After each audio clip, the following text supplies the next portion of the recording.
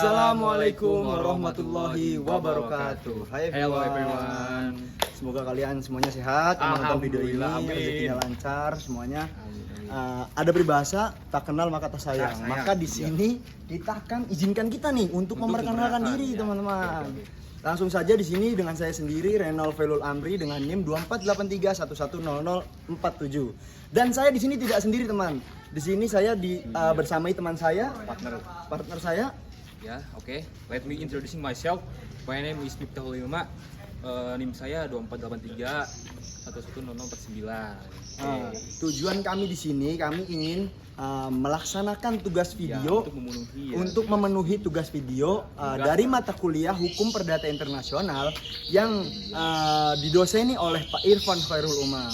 Dan di sini kawan, kita akan membahas materinya tentang yaitu menganalisis dan menjelaskan tentang teori yaitu asas nasionalitas, domisili, lex loci celebration dan yang terakhir ada teori statuta. Itu iya. Oke, tanpa berlama-lama langsung saja ke pembahasan. Ya, Let's next go. kita di part 2. Asas nasionalitas atau asas kebangsaan atau disebut juga dengan asas kewarganegaraan yang dalam bahasa Inggrisnya yaitu Nationality Citizenship Principle. Nah, dalam asas ini yang menjadi landasan pengenaan pajak adalah dimana status kewarganegaraan dari orang atau badan yang memperoleh penghasilan. Berdasarkan asas ini, tidaklah menjadi persoalan dari mana penghasilan yang akan dikenakan pajak berasalnya. Nah, seperti halnya dalam asas domisili. Nah, sistem pengenaan pajak berdasarkan asas nasionalitas. Nah, ini dilakukan dengan cara dengan menggabungkan asas nasionalitas dengan konsep pengenaan pajak, yaitu penggunaan pajak dengan konsep atas pajak worldwide income. Nah, yang kedua yaitu adalah asas domisili. Asas domisili yang dimaksud adalah konsep yang tumbuh di dalam sistem-sistem hukum atau common law dan umumnya diartikan sebagai permanent home atau tempat hidup seseorang secara permanen. Nah, jadi konsep ini harus dibedakan dari konsep domisili yang dikenal dalam sistem hukum Eropa yaitu continental atau civil law yang lebih setara dengan pengertian habitual residence atau tempat seseorang biasa bertempat tinggal atau tempat kediaman sehari-hari. Kewenangan seorang dibagi menjadi 3, yaitu yang pertama yaitu adalah domicile of origin, yaitu tempat kediaman permanen seseorang karena kelahiran orang itu di tempat tertentu. Nah, selanjutnya nomor 2 adalah domicile of defense. Nah, domicile of defense yaitu tempat kediaman permanen seseorang karena ketergantungannya pada orang lain. Misalnya, anak di bawah umur akan mengikuti domisili orang tuanya atau istri mengikuti domisili suaminya. Nah, itu adalah contoh dari domisili of yang tadi itu. Nah, yang kedua yaitu domisili of choice. Nah, choice itu adalah tempat kediaman permanen seseorang yang dibuktikan dari fakta kelahiran seseorang secara tetap di suatu tempat tertentu dan indikasi bahwa tempat itu memang dipilih atas kemauan bebasnya. Nah, contoh tersebut termasuk dalam atau disebutnya adalah pactum et animus. Nah, mungkin itu saja yang bisa saya jelaskan dari pengertian asas nasionalitas dengan asas domisili. Kurang lebihnya mohon maaf. Tutup bila taufiq wal hidayah. Wassalamualaikum warahmatullahi wabarakatuh. Assalamualaikum warahmatullahi wabarakatuh. Saya Renaldo Amri, NIM 2483110047. Sini saya akan menjelaskan tentang Lex Loci Celebrationis.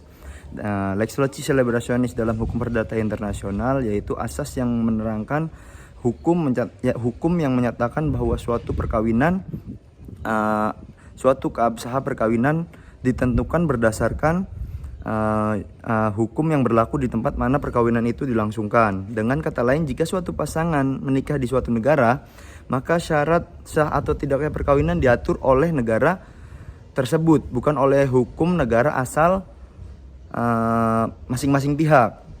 Nah, prinsip ini menjadi penting terutama dalam kasus perkawinan campuran antar negara karena berkaitan langsung dengan pengakuan hukum atas perkawinan melintasi batas yurisdiksi. Asas ini menetapkan bahwa suatu perkawinan yang sah menurut hukum tempat dilangsungkannya perkawinan pada prinsipnya juga sah di negara lain kecuali jika bertentangan dengan kebijakan publik negara pengaku. Namun dengan demikian prinsip ini tidak bersifat mutlak. Negara juga dapat menolak apabila bertentangan dengan norma dan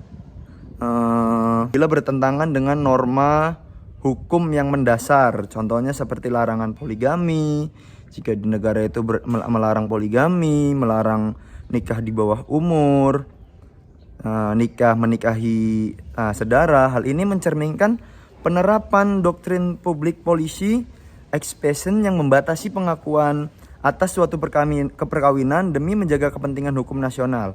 Oleh karena itu, meskipun Lex Loci Celebrationis ini menjadi pedoman utama dalam hukum perdata internasional, penerapannya tetap dipengaruhi oleh doktrin public policy expression. Prinsip ini menjadi sangat relevan dalam konteks globalisasi saat ini, di mana mobilitas manusia meningkat dan semakin banyak warga negara yang menikah dengan orang yang ada di lintas negara.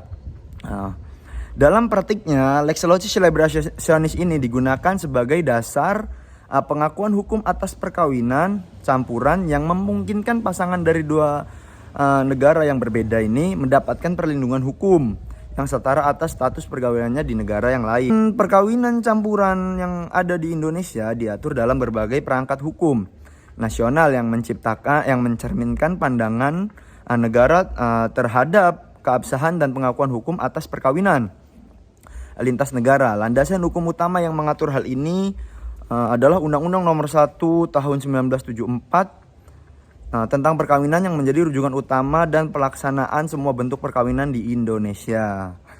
Dan juga dalam pasal 2 ayat 1 Undang-Undang Perkawinan disebutkan bahwa perkawinan adalah sah apabila dilakukan menurut hukumnya masing-masing, hukum agamanya masing-masing, dan kepercayaannya. Artinya di sini Indonesia itu tidak menganut prinsip Lex Loci Celebrationis ini secara penuh, melainkan lebih mendasarkan pada ketentuan-ketentuan yang dianut oleh agamanya calon yang ingin menikah. Jadi Indonesia tidak terlalu penuh mengikuti asas Lex Loci Celebrationis ini. Dan juga selain itu peraturan pemerintah nomor 9 tahun 1975 sebagai peraturan pelaksanaan dari Undang-Undang Perkawinan mengatur prosedur pencatatan perkawinan termasuk bagi warga negara Indonesia yang menikah di luar negeri. Peraturan pemerintah nomor 1 tahun 1975 2014 dalam pasal 37 disebutkan bahwa perkawinan warga negara Indonesia yang dilakukan di luar negeri harus dicatatkan di kantor perwakilan Republik Indonesia setempat. Artinya meskipun perkawinan telah sah menurut hukum negara tempat dilangsungkannya, pengakuan formal di Indonesia masih memerlukan proses pencatatan yang sesuai dengan hukum nasional. Jadi seperti itu yang ada di Indonesia. Setelahnya juga saya akan menjelaskan tentang teori statuta. Dan saya akan menjelaskan tentang teori statuta, yaitu teori statuta. Tumbuhnya teori statuta di Italia sebenarnya diawali oleh seorang tokoh post-gloriatos, yaitu Axurus pada tahun 1228 yang mengajukan gagasan sebagai berikut. Bila seorang berasal dari suatu kota, digugat di sebuah kota lain, maka ia dapat dituntut berdasarkan hukuman di kota itu karena ia bukan termaksud subjek dari kota lain itu. Gagasan inilah yang kemudian menarik perhatian penelitian lebih lanjut oleh Bartolomeu de Soverato pada tahun 1315 sampai 1357 yang kemudian menjadi sangat terkenal sebagai pencetus teori statuta.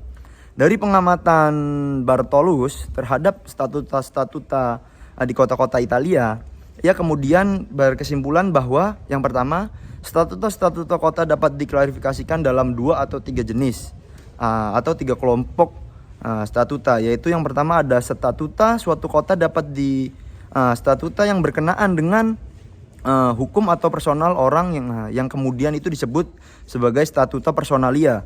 Dan yang kedua itu statuta yang berkenaan dengan status benda, yaitu dinamakan dengan statuta realia. Dan yang ketiga itu statuta yang berkenaan dengan perbuatan hukum, kemudian yang disebut statuta mixta. Setiap jenis statuta itu dapat ditentukan lingkup atau wilayah berlakunya secara tepat, yaitu yang pertama statuta personalia, yaitu objek pengaturannya adalah dalam persoalan-persoalan hukum yang menyangkut pribadi atau keluarga. Statuta ini memiliki lingkup yang bersifat ekstratorial karena adanya kemungkinan untuk berlaku di luar wilayah penguasa kota yang memberlakukannya. Status personalia hanya berlaku juga terhadap warga kota yang berkediaman tetap di wilayah kota yang bersangkutan. Namun demikian statuta ini melekat dan berlaku atas mereka dimanapun mereka berada. Nah, itu statuta personalia. Dan yang kedua ada statuta realia, yaitu objeknya adalah pengaturan adalah benda dan statuta hukum dari benda statuta hukum dari bendanya. Jenis statuta ini pada dasarnya berlaku atas dasar prinsip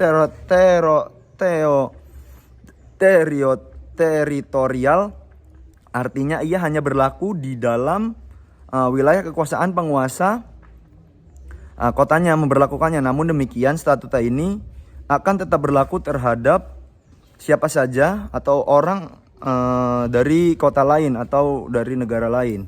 3. Ada teori statuta mixta, statuta yang berkenaan dengan perbuatan-perbuatan hukum oleh subjek hukum dengan perbuatan-perbuatan hukum terhadap benda-benda termasuk dalam kategori ini adalah statuta yang mengatur tentang perbuatan melawan hukum.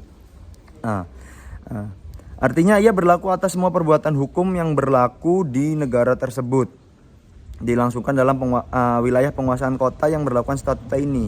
Semua statuta realia, statuta jenis ini hanya berlaku di dalam teritorial kota yang bersangkutan, tetapi berlaku terhadap siapa saja, warga kota ataupun pendatang ataupun orang asing.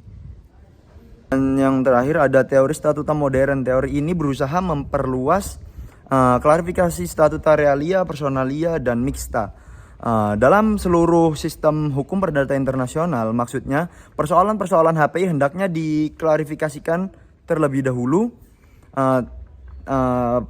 pada pokok pakarnya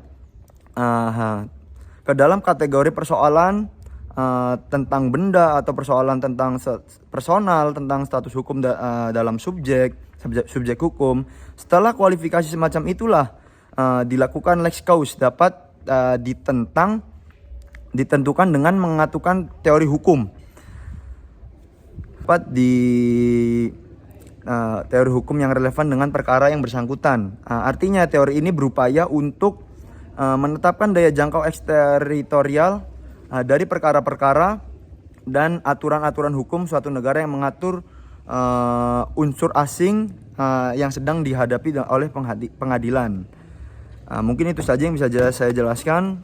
Selebihnya saya mohon maaf. Wassalamualaikum warahmatullahi wabarakatuh.